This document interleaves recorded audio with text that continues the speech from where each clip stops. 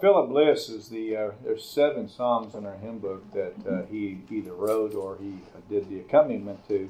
And he's the one that wrote the Dare to be a Daniel. What's interesting about him is he only was 38 when he passed away and went to be the Lord, and yet how many songs that he had a part of.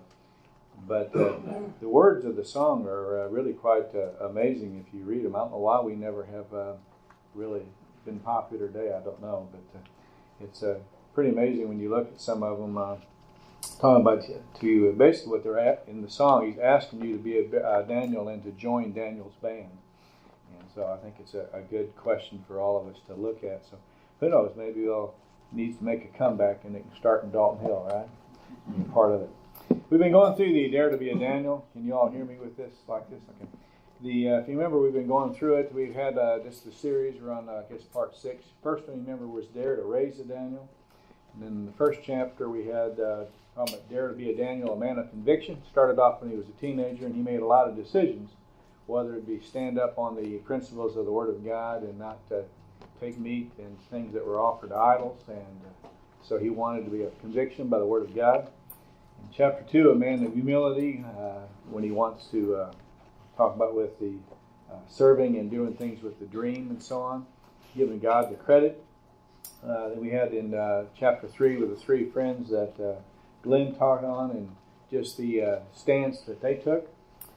You have in chapter 4, you remember he was a man of compassion, talking about the dangers of pride with Nebuchadnezzar, and yet Daniel had compassion, and they even told him that he needed to repent, and which he didn't, but he then also, which makes you think about who's the one that was responsible that led him into captivity. Nebuchadnezzar. Who's the one that took everything out of the temple and destroyed it? And so yet, when you think about the fact that you're telling the man what he could do to avoid problems in his life, it is really quite a testament for Daniel.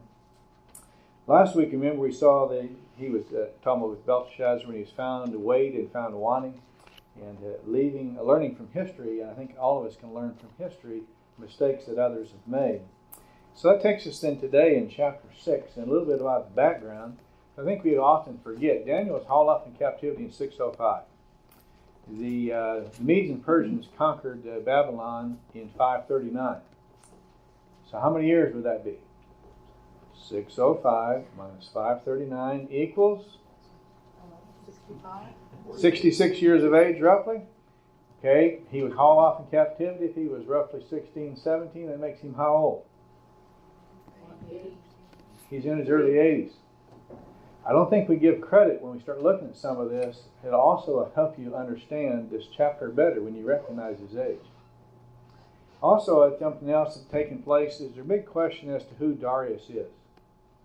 I'm not going to try to solve that issue. There could be 4 different possibilities.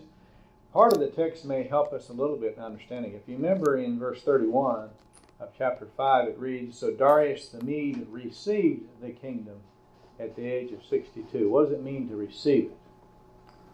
It's an interesting question. You go on, and in chapter 6 and verse 1, you have talking about Darius. And then if you go to the end of verse 28 of chapter 6, so Daniel enjoyed success in the reigns of Darius, in the reign of Cyrus the Persian. A lot of people believe that Darius and Cyrus are the same, but this text would not indicate that. If you go on a little bit later into chapter 9, see if it will help us. Notice in chapter 9 and verse 1, it says, "In the first year of Darius the son of Esdras, of Median descent, who was made king over the kingdom of the Chaldeans." So what happens is, was he made king because God made him king? That's possible. Or because Darius was simply made king over the Babylonian part of the Mede and Persian Empire. The Medes and Persians were a huge empire. The Babylonian Empire reigned for 87 years. The Medes and Persians reigned for 200 years. So it's very large, and was Darius simply made over the king over the Babylonian part of this massive empire.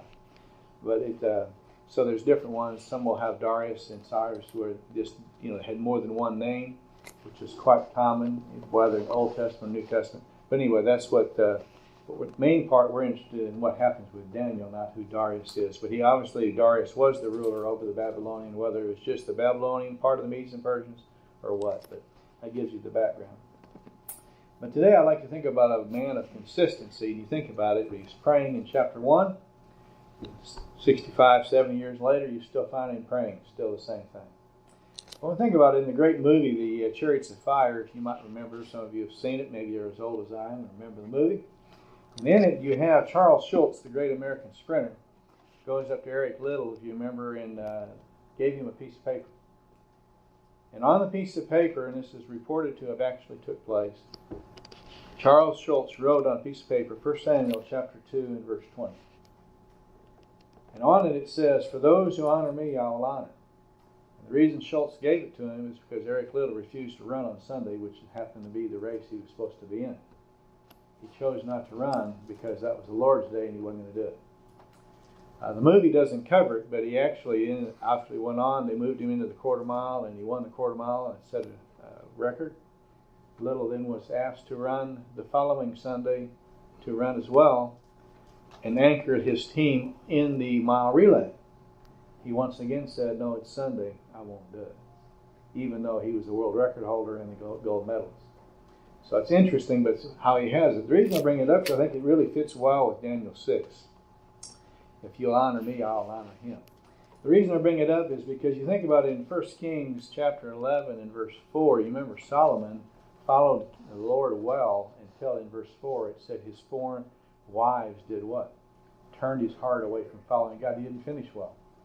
Same thing happens with Hezekiah, a king who did very well in Israel's history, but then remember he showed all the wealth of it to the Babylonians. And in 2 Kings chapter 20, it makes the statement, 17 and 19, he was going to have punishment. His relatives were, and Hezekiah did not repent and just said, okay, it doesn't affect me, so I'm not going to worry about it, even though it's going to affect his kids and his family and grandkids. Notice he didn't end the way he could have, but that's not what you find with Daniel. So a man of consistency. So let's look at it. We know the story really well. Let's look at it as the prominence of Daniel. And what's amazing, you think about it, the prominence that you have of him. If you think about it, you were with the Babylonians. You're now in your 80s. You're made third in charge in the previous chapter. The Medes and Persians conquer, and they kill the king. Why didn't they kill Daniel if he's third in charge? You're starting at the bottom. You're in exile from Judah. And notice you already have risen into administrative with the new kingdom. How well it spoke of him. And obviously his reputation and things have to have been brought to the new leadership. And notice what it says here. The decision that you have. It seemed good to Darius to appoint 120 satraps over the kingdom. If you go to chapter 3, which Glenn taught on, Nebuchadnezzar had the same thing, satraps. It's leaders that you have. So it's a massive empire. I can't govern all of it, so you let different people, cabinet, whatever, to run this part of the country, and so on. You'll notice then there's 120 of them. Then over the 120 in verse 2, there was 3 commissioners.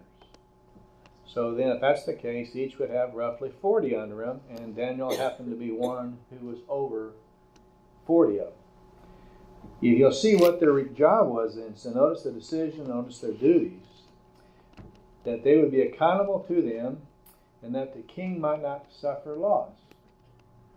Okay, so they then, vast kingdom, do you think there could be any corruption along the way?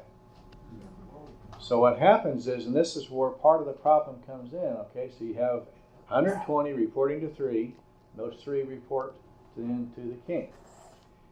Okay, now the word goes out that Daniel's doing such a good job that he's going to be over all of them. If that's the case, they're all going to have to report to him. Now, if there is fraud or if there is embezzlement or different things going on, is Daniel going to catch it? Everywhere you go, I mean, it's amazing, even where I work, there are different things. They have kickbacks, legal kickbacks. It's amazing what happens is you'll all say, well, I want to get this part from so-and-so. Well, that costs twice as much money. I can go over here. Nope. You're required to get it from here. Why am I buying from these people? Why am I renting from these people if it's costing the company so much more? Because that's what you're told to do. All right. And there's legal kickbacks. That's part of why you have it here. The reason for it, they don't want Daniel over it, is because of the embezzlement part.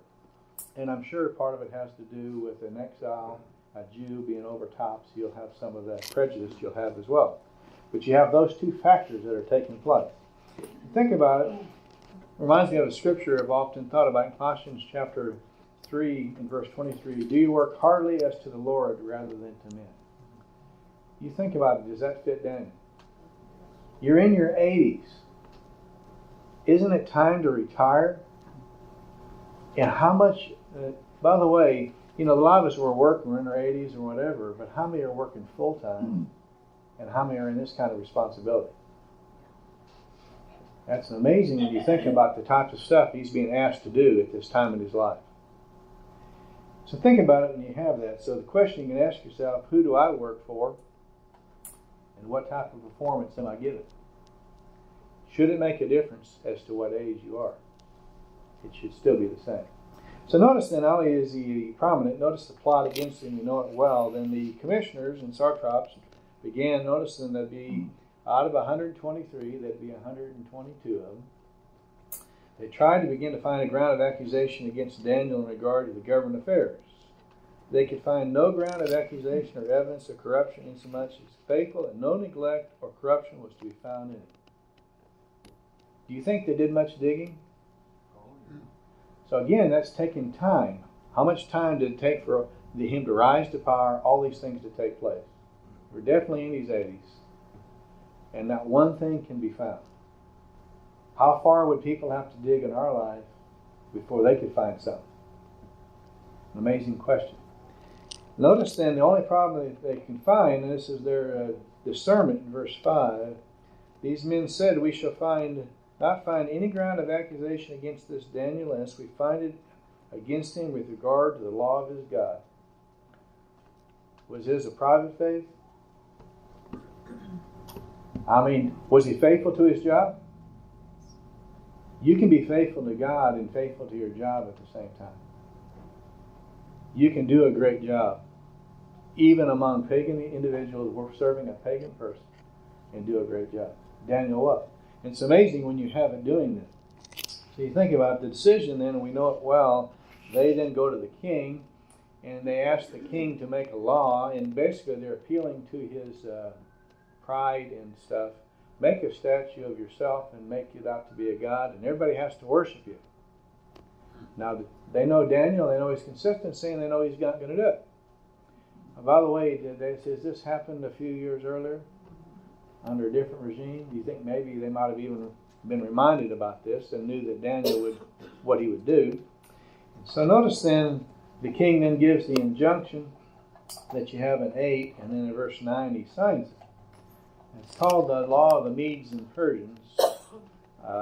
Esther, 3 times in the book of Esther, you had the law, which comes later. If you remember in chapter 1 of Esther, in verse 19, with Vashti, they did the deal, and she was taken down, and a new one was brought in. Esther was eventually. And then twice, you remember, with Haman, the law went out then to kill the Jews. That was the second law. And then the third one came out that they could protect themselves. It couldn't be changed. I remember growing up, and my dad would come up with certain things in the house or whatever, and we'd try to plead our case, and he'd go, nope, that's the law of the Medes and the Persians. So I know this really well. In other words, it's not changing. It's what it is. So notice then, once they signed it, notice they appealed through his pride. I think it's important for all of us to recognize how many times can people do that kind of stuff to us. Trick us into things. I had customers all the time. You catch on after a while. They give you compliments or whatever, and all of a sudden you knew immediately what is it you want. Just the way it came up. Or my kids were smaller when they would work for me, and it was kind of funny. Dad, you look so tired and hot. You need a drink. What they really were saying, Dad, I want a drink. Yeah. It worked quite well, but they. I'll go get it, by the way. Yeah, that's quit work and let's go get a drink. Yeah. But the question you can ask yourself on this plot, what evidence would they find on me? Would they find something? And interesting too, how long would they have to look? And I think it's important for it. So here you have it, the plot's going out, and obviously the man of consistency doing a great job. Let's look at his prayer then in verse 10 down in verse 11. Verse 10, the first part, now the document, Daniel knew the document was signed. Okay, remember, he didn't know about the part initially because he wasn't they lied, you remember, and they said everybody was asked and was in agreement, which is not the case. They also included commissioners and officials and everything else, which probably they didn't contact them either. They probably just did it among the 122 and lied about it. But needless to say, public knowledge. Notice this practice. I think it's interesting when you look at it in verse 10 and 11. He entered his house, now talking about interesting too, he owned a home. In his roof chamber, he had the windows open towards Jerusalem. He continued kneeling on his knees 3 times a day, praying and giving thanks before his God, as he had done previously. Then these men came by agreement and found Daniel making petitions and supplications before his God. Look at his practice. When did he pray? 3 times a day, based on Psalms 55:17, when David, when he wrote the psalm, to pray in the evening and in the morning and at noon. He's following. Why did he face Jerusalem? It comes out of 2 Chronicles 6:21, and then also in 34 and 38. When Solomon, when he built the temple, he said you need to pray facing the temple. And then in verse 34, he said you need to pray facing this land. And then later he says pray facing this city. Now the temple was destroyed, but Daniel is still honoring it 3 times a day, facing the land and facing the city. Now, could not Daniel have done the same but changed his times? Couldn't Daniel still pray and not open the window? Does he know the decree? Does he know what's facing him? Does he know what the outcome will be? He knows the rest will be there, and he knows he's going to the lions then, but he has no idea that he's going to be spared. It's interesting, the man of consistency. At the end of his life, couldn't he have said, well, I've been faithful, I've done all this, I can do a whole lot more for my people if I'm alive than if I'm dead. He could come up with a lot of things. It's interesting when you think about it, but notice what it says. What does it say he did first? He gave thanks. If you were in Daniel's position and you know they're watching, what would be the first thing you do? Would you be giving God thanks? And what would Daniel be giving God thanks for? You ever stop and think about it? So if that's the case, is there ever a day, no matter what's going on, that we cannot thank God for something? If Daniel can thank God for something, we can too. Notice it also says petitions and supplications. What would your petition or supplication be? Help. But notice it says 3 times a day. So what would he be asking? If you were in your 80s and you're trying to do this job, do you think maybe you'd be asking for wisdom to do the job? Do you think you may be asking for strength? Hey, I'm kind of old. This is kind of a tough job at this age. It shows the dependence that Daniel had on God. He has tremendous abilities. God gave him abilities. Remember, all the way back in chapter 1, he had 10 times greater than the ones that were also on Nebuchadnezzar's team. Tremendous ability. Also, do you think maybe the sharpness as you get older, any of you notice some sharpness leaving? Okay, that's important for us to recognize. Daniel is asking God for help. Does that not remind us of Philippians chapter 4 and verse 6 and 7? Be anxious for what? But by thanksgiving, what? Let your requests be made known to God. Notice, and then with talking about with you're then going to have your peace will come your way. He's practicing Daniel, Colossians 3, working. He's practicing being anxious for nothing, just like Paul did when he was in prison. He's doing the exact same things that we're told to do.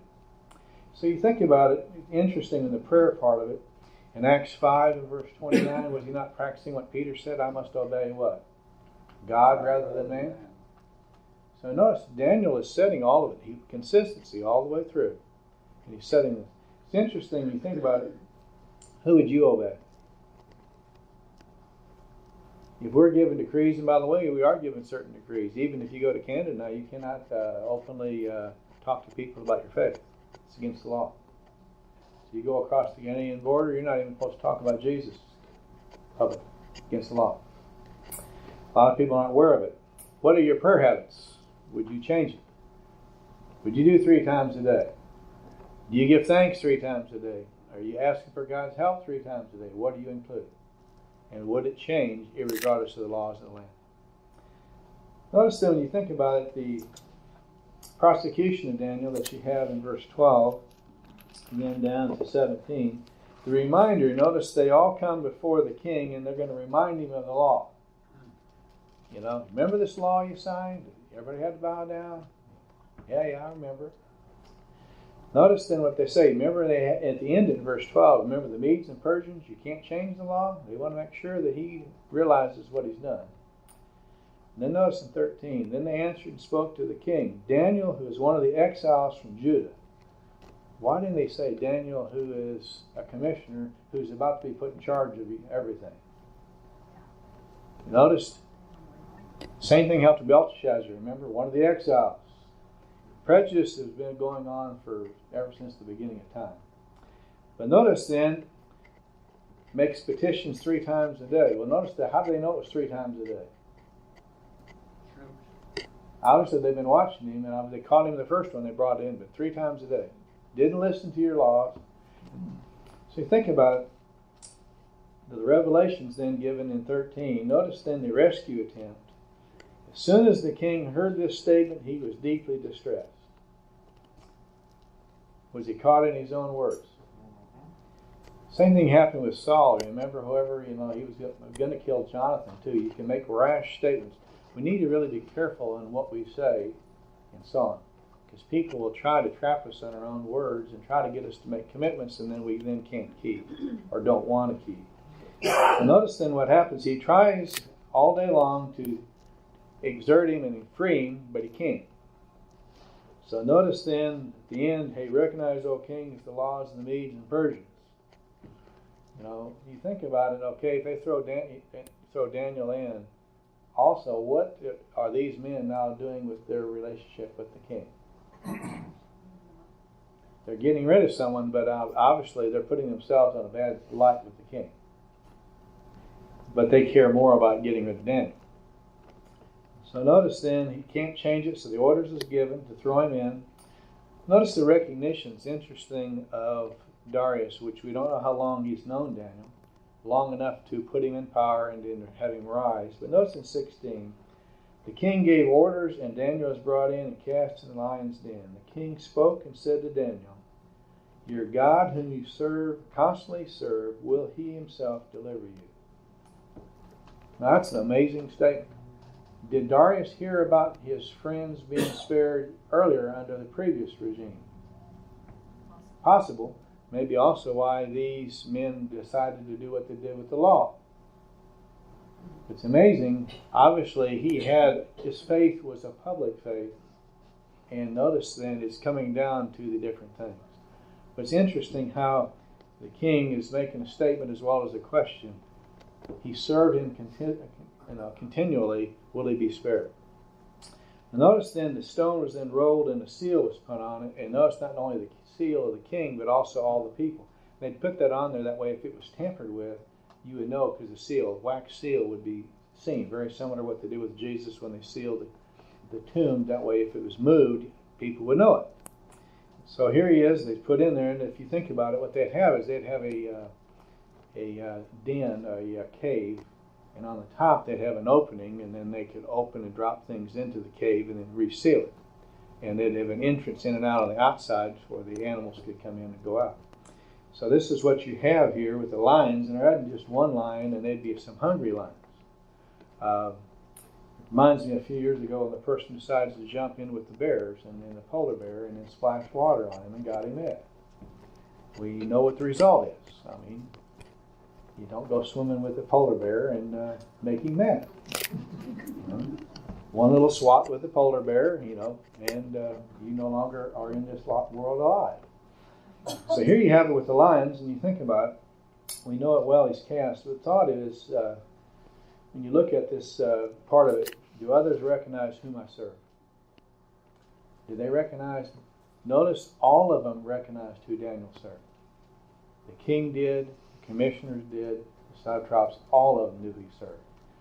Also, as with Esther, it was Daniel for a moment like this. Why would God allow Daniel to be here? Why would he put him in this predicament? Isn't that what we usually ask? But what happens as a result of his faithfulness? Is the king exposed to the true God? Is the nation exposed to the true God? Is the commissioners, satraps, vote? So I think we need to ask ourselves not why, but what can I do for you in it? An important thing to ask. So we know the protection, and notice the concern from 18 down to 20. And life was really easy for them to come and go by. So it shows that, because they would, basically what's getting ready to happen, how many people are going to be killed, it didn't concern the king at all. But how much concern he has for Daniel in this aspect, partly because of the personal law. He fasted and no entertainment was brought to him, and he didn't sleep all night, thinking about Daniel. And then obviously he rises up early the next morning and he runs to the cave, where the lions are, and when he gets there he cries out, Daniel, the servant of the living God, has your God, whom you constantly serve, been able to deliver you from the lions? It's amazing when you're asking the question. And then notice with Daniel, I think it's interesting, the two reasons he's spared. Notice Daniel spoke to the king, O king, live forever. Should he have been there?